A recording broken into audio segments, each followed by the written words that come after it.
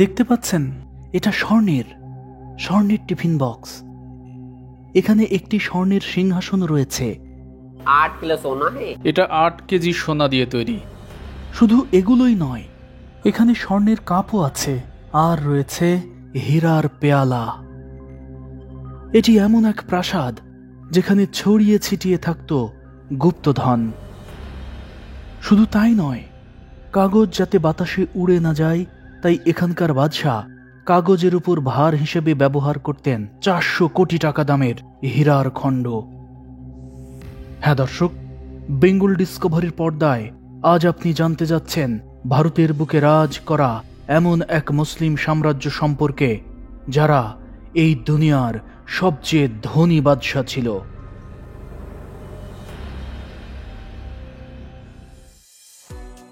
হায়দ্রাবাদ, হারিয়ে যাওয়া এক শক্তিশালী মুসলিম সাম্রাজ্য, যেখানকার প্রতিটি প্রাসাদ মোড়ানো ছিল সোনা, রূপা আর হীরা দিয়ে।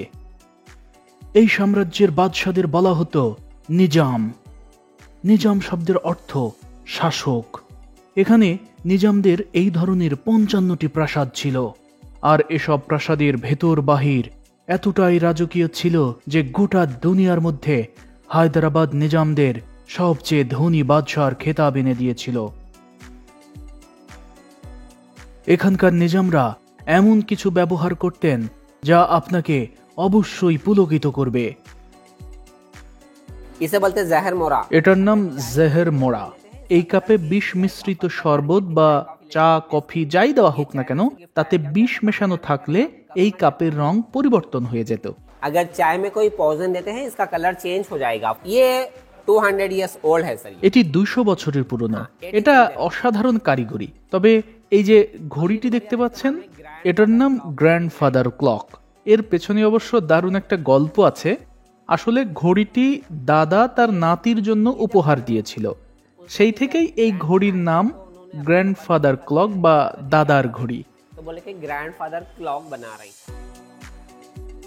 এটা নিজামস মিউজিয়াম।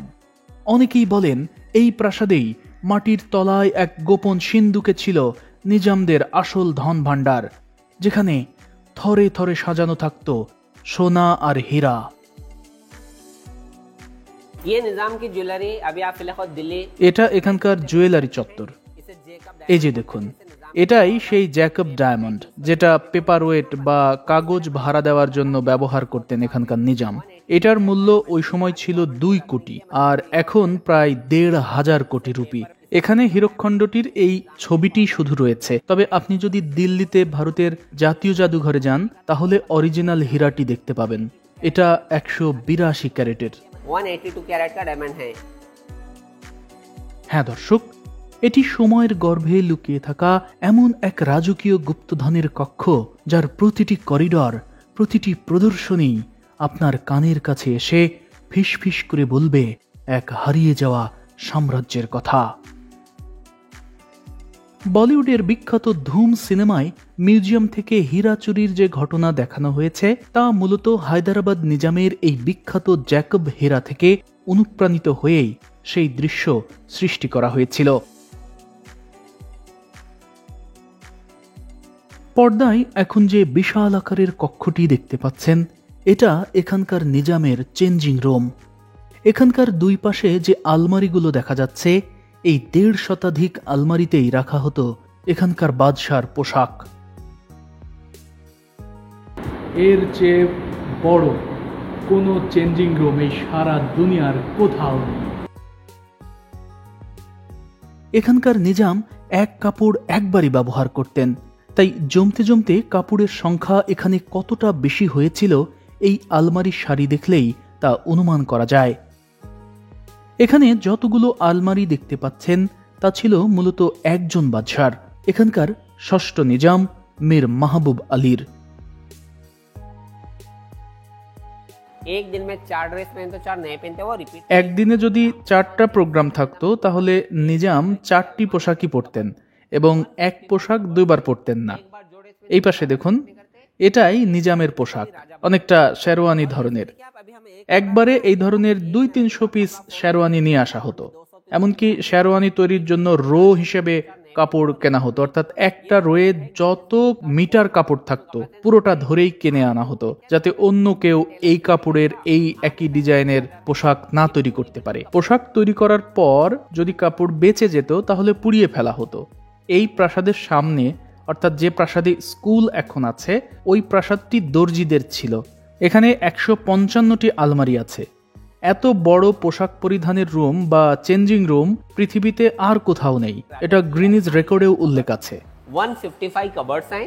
ये जो कबर्ड है गिनीज बुक रिकॉर्ड वार्डरूम, और ये लकड़ी का नाम है बर्मा टी कोट। আর আলমারিগুলোর কাঠ বার্মা থেকে আনা হয়েছিল।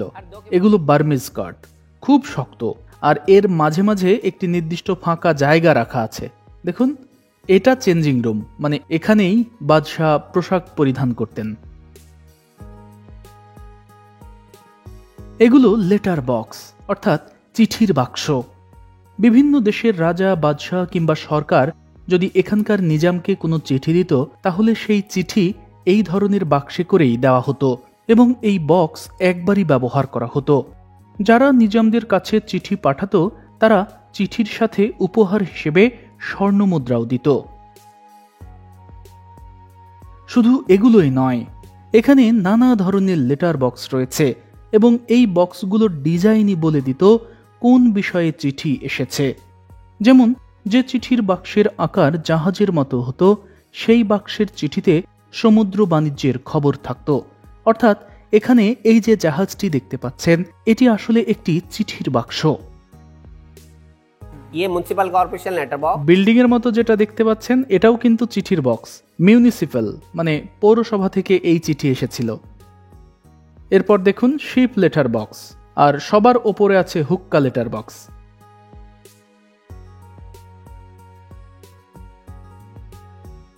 और ये जो है पूजा थाली। এই যে থালির মতো যেটা দেখতে পাচ্ছেন, এটা অনেকেই মনে করেন পূজার থালি।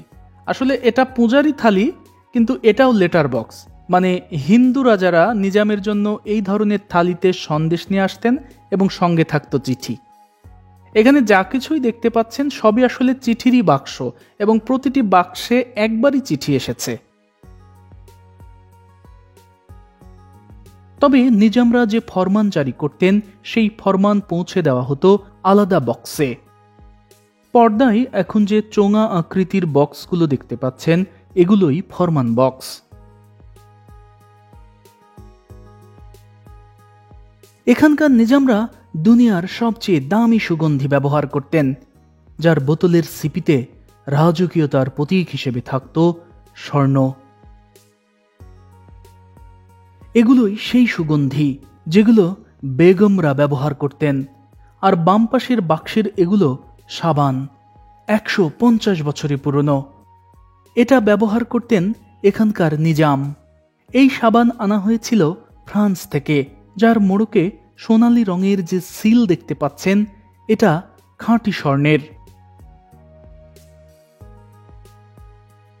এছাড়া এখন যে তালাচাবি দেখতে পাচ্ছেন, এই তালাচাবি লাগানো থাকতো হায়দ্রাবাদের বিখ্যাত সব ইমারতে, যার তালা ছিল রূপার আর চাবি ছিল খাঁটি স্বর্ণের।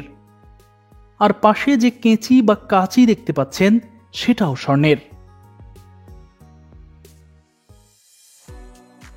এটা হায়দ্রাবাদের আদি হসপিটাল, যেখানে ওই সময় আয়ুর্বেদিক চিকিৎসা দেওয়া হতো।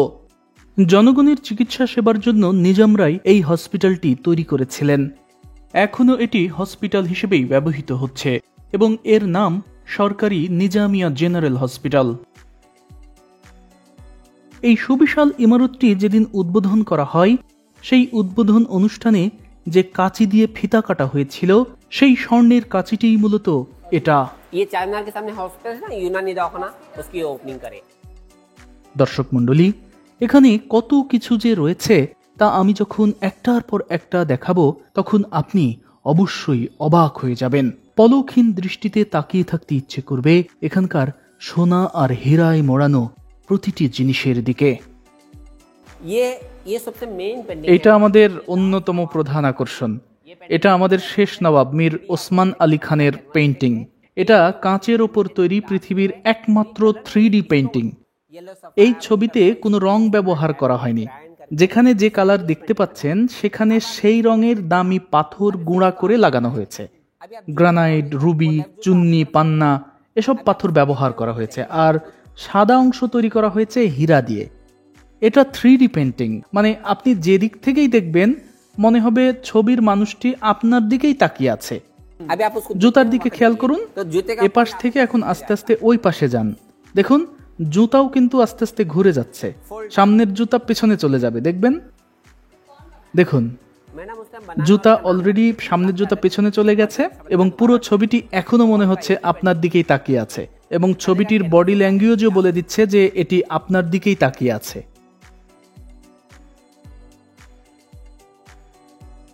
তবে শুধু এগুলোই নয়, এখানকার নিজামরা যে কার্পেট ব্যবহার করতেন তা ছিল রূপার সুতা দিয়ে তৈরি, বিশেষ নকশায় মোড়ানো। ये जो कारपेट है 150 साल पहले का कारपेट है, 150 years old कारपेट। পর্দায় এখন যে কার্পেটটি দেখতে পাচ্ছেন এটাই সেই ঐতিহাসিক কার্পেট। এর বয়স প্রায় 150 বছর। এর গায়ে ধূসর বর্ণের যে নকশাগুলো দেখা যাচ্ছে সেগুলোই রূপা দিয়ে বিশেষভাবে তৈরি সুতার কাজ। गिरे है ना, ये सारे सिल्वर थ्रेड्स। রূপার যে সুতা হয় এবং সেই সুতা দিয়ে এমন চোখ জুড়ানো নকশা তৈরি করা যায় তা জীবনে এই প্রথম জানলাম।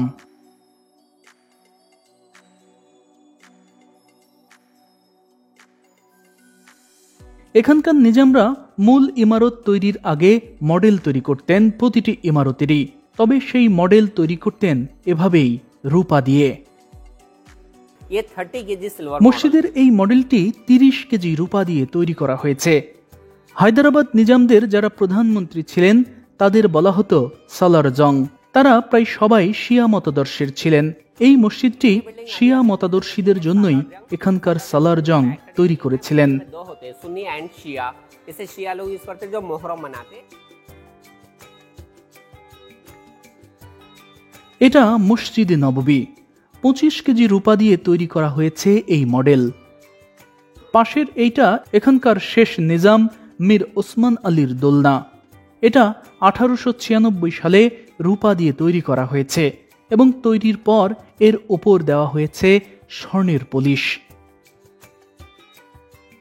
শুধু এগুলোই নয়, এখানে রয়েছে সপ্তম নিজাম মীর ওসমান আলী খানের সিংহাসনে বসার 25 বছর পূর্তি উপলক্ষে যে রজত জয়ন্তী উৎসব করেছিলেন, সেই উৎসবে উপহার হিসেবে পাওয়া শত শত বিরল ধনরত্ন। 8 किलो सोना है। এটা 8 কেজি সোনা দিয়ে তৈরি। এখানে যা কিছুই আছে সবই স্বর্ণের। স্বর্ণের ঘড়ি, চাবি, লাইটার, আর এই যে এই পাশে যে দুইটা পেয়ালা দেখতে পাচ্ছেন এটা পুরোটাই হীরার তৈরি।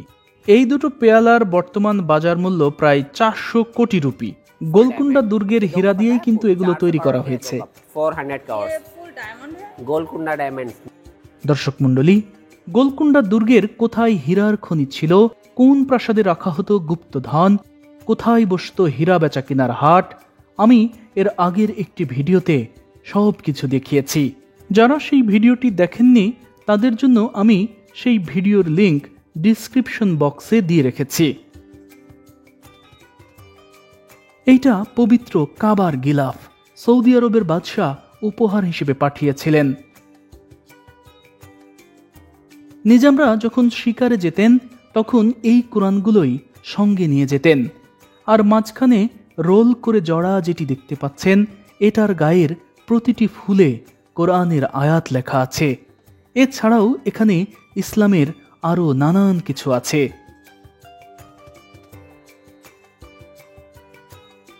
और ये तो बिस्मिल्लाहिर्रहमानिर्रहीम और ये नेम ऑफ पंजेतन अल्लाह मोहम्मद अली फातिमा हसन हुसैन। হ্যাঁ দর্শক, এটি এমন এক প্রাসাদ যার প্রতিটি কোণা হায়দ্রাবাদের রাজকীয় অতীত বুকে নিয়ে আজও দাঁড়িয়ে আছে ইতিহাসের এক নীরব পাহারাদার হিসেবে।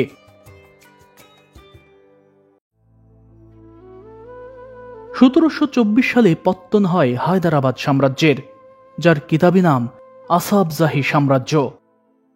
মূলত 1687 সালে মুঘল সম্রাট আওরঙ্গজেব গোলকুন্ডা দখল করার পর এই হায়দ্রাবাদ হয়ে যায় মুঘলদেরই একটি প্রদেশ। মুঘল বাদশাহ তখন এই অঞ্চল একজন গভর্নর বা সুবেদার নিয়োগের মাধ্যমে শাসন করতেন। মীর কামরুদ্দিন খান হায়দ্রাবাদ সাম্রাজ্যের প্রথম নিজাম। তিনি ওই সময় মূলত মুঘল বাহিনীতেই চাকরি করতেন। 1707 সালে আওরঙ্গজেবের মৃত্যুর পর ক্রমাগতভাবে মুঘল সাম্রাজ্য দুর্বল হতে থাকে। একসময় 1719 সালে মুঘল সিংহাসনে বসেন আওরঙ্গজেবের পৌপুত্র মোহাম্মদ শাহ। এই মোহাম্মদ শাহই সেনাপতি মীর কামরুদ্দিন খানকে হায়দ্রাবাদ তথা দক্ষিণাত্যের সুবেদার হিসেবে নিয়োগ দিয়েছিলেন। কিন্তু মুঘল সাম্রাজ্য যখন ক্রমেই আরো দুর্বল হয়ে পড়ছিল, ঠিক তখন 1724 সালে মীর কামরুদ্দিন খান মুঘল আনুগত্য অস্বীকার করে নিজামুল মুলক আসাবজাহ উপাধি ধারণ করে নিজেকে স্বাধীন বাদশাহ হিসেবে ঘোষণা করেন। আর এর মধ্য দিয়েই হায়দ্রাবাদের বুকে পত্তন হয় আসাবজাহি সাম্রাজ্যের। হ্যাঁ দর্শক, আজ আমরা হায়দ্রাবাদ সাম্রাজ্য বলে যেটা আসলে চিনি, সেটা হায়দ্রাবাদ সাম্রাজ্য নয়। এর কিতাবি নাম আসাবজাহি সাম্রাজ্য, যার রাজধানী ছিল এই হায়দ্রাবাদ। আর এই সাম্রাজ্যে যারা বাদশাহ ছিলেন তাদের বংশের নাম ছিল আসাবজাহি। এই আসাবজাহি রাজবংশের নাম অনুসারেই এই সাম্রাজ্যের নাম হয়ে যায় আসাবজাহি সাম্রাজ্য। আসাবজাহি শাসকরা 1724 থেকে 1948 সাল পর্যন্ত মোট 224 বছর শাসন করে হায়দ্রাবাদ সাম্রাজ্য। দীর্ঘ এই শাসনামলে এখানকার মুসলিম শাসকরা পুরো হায়দ্রাবাদকেই বদলে দেন। রাস্তাঘাট থেকে শুরু করে নির্মাণ করেন স্কুল, কলেজ, বিশ্ববিদ্যালয়, হসপিটাল, ব্রিজ, কালভার্ট, মসজিদ সহ বহু কিছু, যা আজও আছে এখানে। এমনকি হায়দ্রাবাদে আজ যে নিজামিয়া মহাকাশ গবেষণাগার আমরা দেখি, সেটাও করে দিয়েছেন এখানকার মুসলিম শাসকরাই। হায়দ্রাবাদ নিজামদের এসব জনকল্যাণমূলক কাজ নিয়ে আমি আলাদা একটি পর্বই করব, সেখানে বিস্তারিতভাবে তুলে ধরব সব কিছু। এখানকার আসাবজাহি সাম্রাজ্যের প্রথম বাদশাহ অর্থাৎ প্রথম নিজাম মীর কামরুদ্দিন খান এই প্রাসাদ থেকেই তার সাম্রাজ্য চালিয়েছেন। এখানকার শেষ নিজাম মীর ওসমান আলী খান নিজের সিংহাসনে বসার 25 বছর পূর্তিতে যে সিলভার জুবিলি অনুষ্ঠান করেছিলেন, সেই অনুষ্ঠান তিনি করেছিলেন রীতিমতো 2000 একর জায়গার ওপর বিশাল আকারের একটি বাগিচা তৈরি করে ব্যাপক জমকালোভাবে। এটা স্বর্ণের সিংহাসন। পেছনের কাঠামোয় সোনালী রঙের যা কিছু দেখতে পাচ্ছেন সবই কিন্তু স্বর্ণের। সিলভার জুবিলি অনুষ্ঠানে বসার জন্যই এটি তৈরি করা হয়েছিল। ওই একদিনই এটা ব্যবহার করা হয়েছে, মানে একদিন ব্যবহারের জন্যই এরকম একটা রাজকীয় সিংহাসন তৈরি করেছিলেন এখানকার নিজাম। এই যে একটু আগে দেখালাম 8 কেজি সোনা দিয়ে তৈরি, এই যে এটার মাঝখানে খেয়াল করুন একটা সিংহাসন আছে, ছোট্ট, দেখতে পাচ্ছেন? এটাই সেই স্বর্ণের সিংহাসন এবং এভাবেই ওটা ফুলবাগানে বসানো ছিল। সেই বাগিচায় তিনি শুধু ফুলবাগানই নয়, বরং বাগিচার ভেতর তৈরি করেছিলেন একটি জুবিলি হল, মঞ্চ, মসজিদ এবং লাইব্রেরি, আর ছিল সৈন্যদের কুচকাওয়াজের জায়গা। হায়দ্রাবাদ ডেক্কান রেলওয়ে স্টেশনের পাশে আজও আছে সেই জুবিলি হল এবং পাবলিক লাইব্রেরি, আর রয়েছে কুচকাওয়াজের সেই ময়দান, যা আজ পাবলিক গার্ডেন নামে সবার কাছে পরিচিত। এটা হায়দ্রাবাদের হাইকোর্ট, নিজামরাই এটি তৈরি করেছেন। ওই সময় এই ভবনেই হায়দ্রাবাদের নিজামরা তাদের বিচার কাজ চালাতেন। তবে এর প্রধান ফটকে ওই সময় রাজকীয়তার প্রতীক হিসেবে লাগানো ছিল একটি বিশাল আকারের স্বর্ণের তালা। এটা হায়দ্রাবাদ হাইকোর্টের আদি মডেল। তবে নিজামরা সব ইমারতের মডেল সিলভার দিয়ে তৈরি করলেও এটাই একমাত্র ইমারত যেটির মডেল সিলভার এবং গোল্ড, মানে সোনা এবং চাঁদির সংমিশ্রণে তৈরি করা হয়েছিল, যার জন্য এটা দেখুন এর রংটা কিছুটা গোল্ডেন কালারের। আর এই যে এই পাশে দেখুন, এগুলো হায়দ্রাবাদের ওই সময়ের মুসলিম বিয়েতে ফুল ছেটানোর পাত্র। এখানে বেশ কিছু মজার জিনিসও আপনি দেখতে পাবেন। এটা আমাদের শেষ নিজামের 2 ছেলে আজমজাহ এবং মাজমজাহের ফ্যামিলি। এনার স্ত্রী নীলুফার এবং ওনার স্ত্রী দুরিশাওয়ারি, এনারা তুরস্কের শাহজাদি। এখানকার সব নিজামের প্রথম স্ত্রী তুরস্কের রাজকন্যা, কারণ এখানকার প্রথম নিজাম তুরস্কের ইস্তাম্বুল থেকে এসেছিল। তাই প্রত্যেক নিজামই তুরস্কের মেয়েকেই প্রথম স্ত্রী হিসেবে গ্রহণ করেন। আর মাঝখানে বসে থাকা ব্যক্তি এই রাজকন্যার বাবা আব্দুল মজিদ। এনারা ওসমানীয় সালতানাতের বংশধর। अब्दुल मजीद, ये उस्मानिया सल्तनत। और ये शरबत, এটা শরবত রাখার, আর এই পাশের এটা মোমবাতি লাগানোর স্ট্যান্ড। आपको पानदान पता है ना, पान बॉक्स। এটা পান বক্স, খাওয়ার পান। আর এটা পানের মশলা রাখার পাত্র। খেয়াল করুন, এখানে লবঙ্গ, দারচিনি, এলাচ এগুলোর ছবি আছে। মানে যে ছবি যেখানে আছে সেই ছবির বক্সে সেই মশলায় রাখা হতো। মানে ছবির নিচেই ছোট ছোট বক্স আছে। শুধু এগুলোই নয়, এখানে আরেকটু সামনে এগিয়ে যাওয়ার পর আমি এমন কিছু দেখতে পাই যা এই জীবনে কোনোদিন দেখিনি। और ये आपके स्कूल का टिफिन बॉक्स। এটা স্বর্ণের টিফিন বক্স। 3 কেজি স্বর্ণ দিয়ে এই টিফিন বক্স তৈরি করা হয়েছে। শুধু স্বর্ণই নয়, এর গায়ের নকশায় পাথরের মতো করে বসিয়ে দেওয়া হয়েছে হীরা। 3 কেজি স্বর্ণ আর হীরার সংমিশ্রণে তৈরি এই টিফিন বক্সের বর্তমান বাজার মূল্য 300 কোটি রুপিরও বেশি। হ্যাঁ দর্শক, হায়দ্রাবাদ নিজামদের গল্প আরব্য রজনীর মতো, যার প্রতিটি স্তর গাঁথা শুধুই সোনা আর হীরা দিয়ে। এখানকার এই যে হুক্কাটি দেখতে পাচ্ছেন, এটাও স্বর্ণের। শুধু এগুলোই নয়, এই পানদানি, ডান পাশের সিগারেট বক্স দুটোই স্বর্ণের। এমনকি পানের পিক ফেলানোর মাঝখানের পিকদানিটিও স্বর্ণের।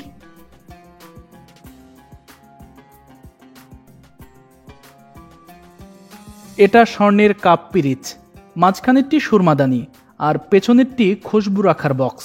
স্বর্ণের এই কাপে মাঝে মাঝে যে পাথর বসানো আছে সেগুলো চুন্নি, পান্না আর রুবি।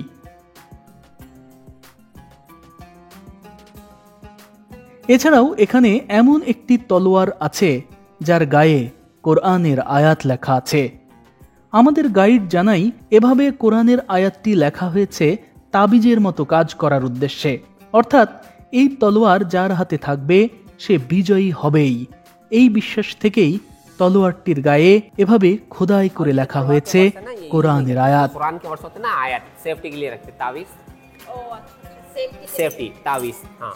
और ये जम्बिया, खंजर। এটা জাম্বিয়া মানে খঞ্জর।